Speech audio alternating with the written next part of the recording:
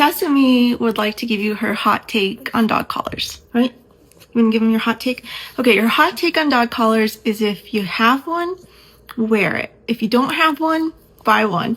And especially if you're going to go out the cat door and then out the garage that your dad didn't close appropriately, and then go down the street onto busy traffic, and get picked up by a stranger. Thank God this woman stopped and picked her up.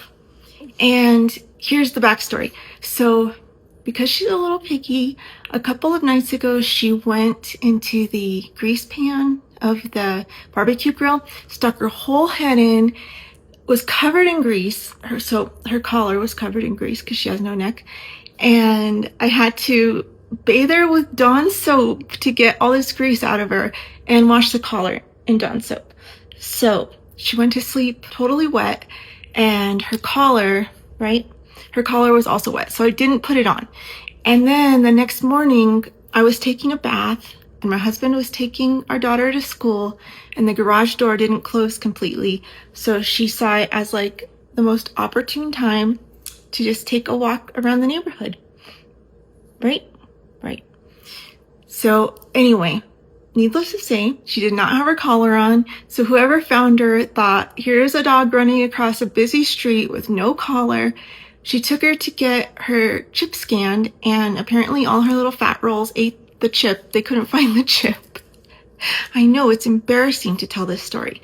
And what's extra silly is that Sesame's collar has her name and number, and she always wears the 5 GPS system, so if she'd had it on, I would have been able to find her right outside of her house, or whoever found her would have been able to call me. But instead, this poor lady had to take Sesame with her to work and hang out with her for an hour or so until this story's getting really long. But she had no tag, no microchip, so the lady was smart enough to contact the New Mexico Pug Rescue, who is my best friend, and I had told her already, obviously, what was going on, and so that's how we got reunited. But Sesame is super duper embarrassed, as you can tell, and she's not going to do this again, and she's going to make sure to wear her collar. Her mom's going to make sure to put her collar on her, even if she's soaking wet. We're not taking this collar off, correct?